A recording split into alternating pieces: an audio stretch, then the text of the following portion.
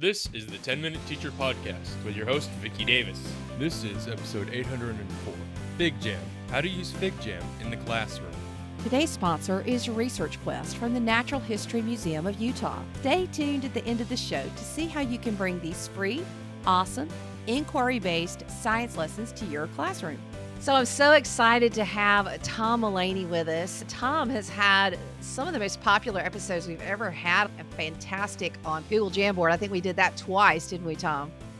We did, yes. Yeah, so now we've got a new stellar app called Figjam. It's part of Figma as well as Figjam, so it's kind of two apps inside it. My students have used it and love it. Tom, you're using Figjam, so let's start at the beginning. What is Figjam and how would you use it in the classroom? Okay, thank you, Vicki. It's such a pleasure to be back. When I've been here before, we've talked about Jamboard. When you think about Jamboard, I think of what if questions. What if I could have hyperlinking? What if I could play a YouTube video in a Jamboard jam? What if I could comment in a Google Jamboard jam?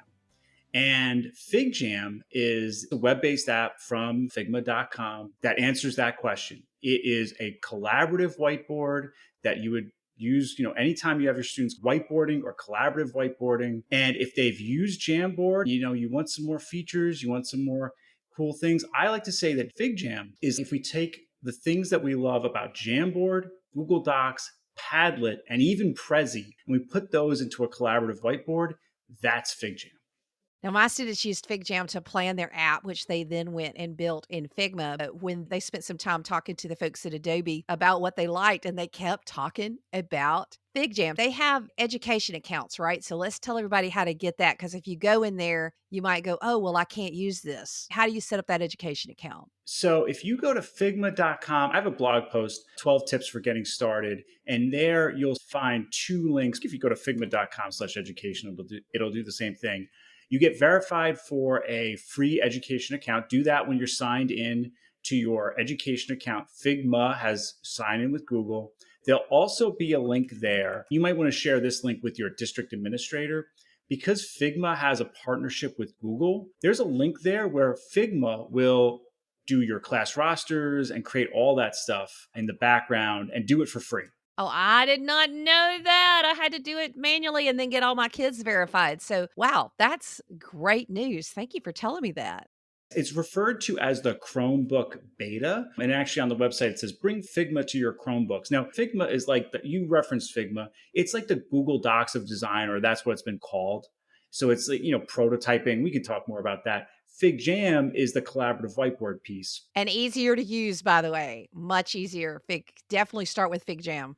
So what I will say about that is that if your students, especially middle and high school, if they've done collaborative whiteboarding in a different app and they're ready for the next challenge or to have way more features, that's when you go and you get Figjam. I could see trying Figjam with elementary, but I'd want them to be very, very versed in collaborative whiteboarding first. And I would definitely start collaborative whiteboarding with elementary in Jamboard. It's a little simpler. There's fewer features, and then work my way up to Figjam for sure. The point I was trying to make is that any web browser, this all works totally fine in. So any device you have, even though they call it the Chromebook beta, if your device has the World Wide Web on it, Figjam, Figma will work great. And so let's talk about some of the things that you can do. So kind of like a whiteboard, but it's so much more. It is so much more. It has a built-in timer with actual built-in song suggestions. So you can set a timer for a big collaboration and everyone knows, all right, I have 3 minutes to get this done or to get my contribution in there.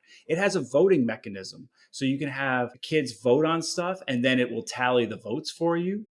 I love it because it's like infinitely sized. So one group can go way over here and one can go way over there. And it's like kind of an infinite sizing. And my students did love the polling. Like that was how they came up with like, okay, who's going to be in charge of this and who's going to be in charge of that? And they just threw those quick polls up and it was awesome.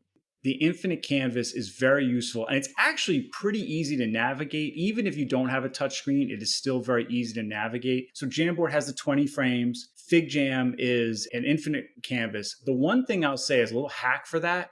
If you want to build in other activities, hyperlink a Figjam in a Figjam and look at what happens. It actually gives you a little preview of that Figjam. You can pop it out, but then you can see what it looks like afterwards. So if you need to, okay, now we're going to do this activity and now we're going to do that activity. If you want that all, have that all in one Figjam and then paste the hyperlink in there and you're good to go.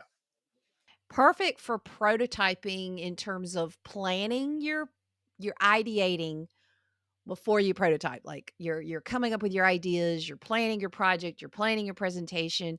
What are some other things that you've told teachers are great for using this app? All right, so two things. I said it had some Padlet features. To me, the big Padlet feature is when you put a sticky note in there, it has by default it has your name on it. So you see who authored each sticky note. You can even do it anonymous mode if you want, but you have that choice. It also has a plugin. So there's a button kind of in the middle of the toolbar for plugins. And there's an Unsplash plugin, there's a Bitmoji plugin, some are widgets, some are plugins. One is called Flyover. And Flyover makes it like a Prezi. And so I've done this where and I have a couple coming up where I'm saying, you know what, this might be my presentation tool. And I'll just keep going through Flyover and it can go wherever I want in my Figjam, which is really nice. So use it as presentations, use it for planning. You have ideas, you have sticky notes, you have conversations. I think you're getting ready to teach some teachers with it. How are you going to use it? You're going to use it as your presentation. How are you going to have them use it? Okay, so a great place to share ideas or reflections. But over here, we have an essay planner. You have all this cool stuff that you can do. One of the ideas I'm having is we can put our ideas on sticky notes, but then we can use the comment feature to then comment and tag folks. When you comment and tag, they get an email 2 days after the fact. You see something you want to give a little feedback on at the person in the comment and they get prompted to go back and revisit it. So really nice for sharing and collaborating. A lot of us used to use Trello for like a kind of a Kanban board is what it's called, where you have like the post-it notes and you move stuff around. But really you can use Figjam that way as sort of a Trello task type board in some ways. Having used Trello a little while ago, I don't know if in Trello, when you have one task, can you then just put one right next to it or right below it? So Trello, you have to have it in columns and you can still tag people and you can put dates and things. But to me, Figjam, you have more flexibility on where you can put those sticky notes because you can make groupings and a big square around them and say, okay, these are all on this topic and these are all on that topic. So it's almost like a brainstorming board in some ways. Oh, yeah. And what I like is when you zoom in on a sticky note in Figjam, you get little plus buttons at the top and at the bottom and on the sides. So you can start building sticky notes with just these plus, and they all stay together nice and neat. But if you have a bunch of sticky notes just kind of all slapped together, you can click and select all of them and then right click. And there's a couple of great features. There's a tidy up feature. So it just tidies everything up. But the other thing is, whenever you collaborate with students or any group of people, there's always that person that, okay, I accidentally deleted this or I accidentally moved this. Before you give it to kids, right click on anything you don't want them to move or touch. You can right click and then lock. And then if a student accidentally clicks on it, they can't do anything until they actually click the lock icon. They have to consciously unlock it. It is such a nice way to protect your stuff and have collaboration where things don't get so messed up. So you're getting ready to train some teachers on Figjam. What is going to be your elevator pitch for why they should consider using this in the classroom?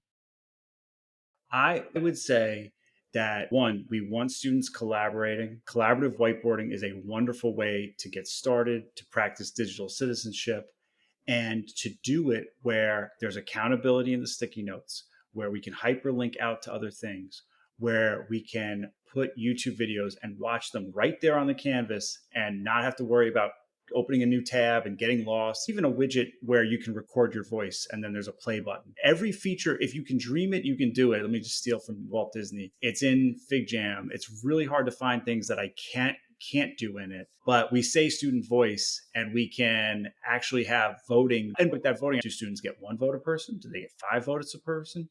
You have all that choice. Fantastic.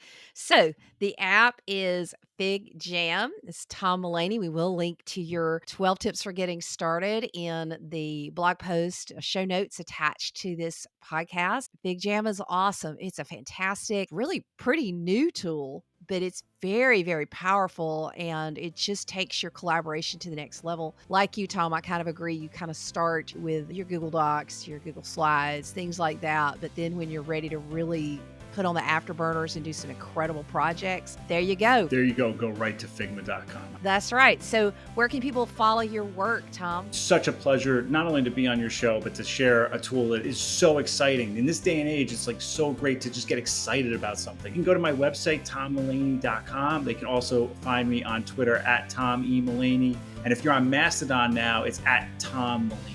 Are you looking for engaging NGSS-aligned science lessons designed to improve critical thinking in your middle school students? Now is the time to sign up for Research Quest from the Natural History Museum of Utah. Designed by teachers for teachers, these online investigations are led by museum scientists and use the museum's incredible collections to create engaging learning experiences that are fun for your students and easy to implement. Check them out now.